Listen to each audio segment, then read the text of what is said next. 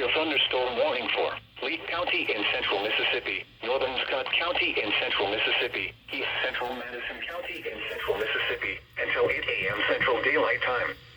At 6:30 a.m. Central Daylight Time, a severe thunderstorm was located near Farmington, or 15 miles west of Carthage, moving southeast at 25 miles per hour. Hazard, golf ball size hail and 70 miles per hour wind gusts. Source, radar indicated.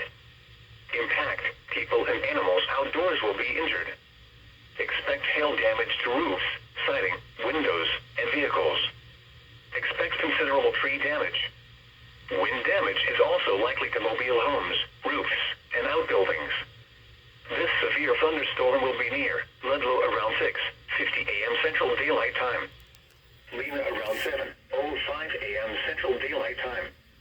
Tuscola around 7:10 a.m. Central Daylight Time.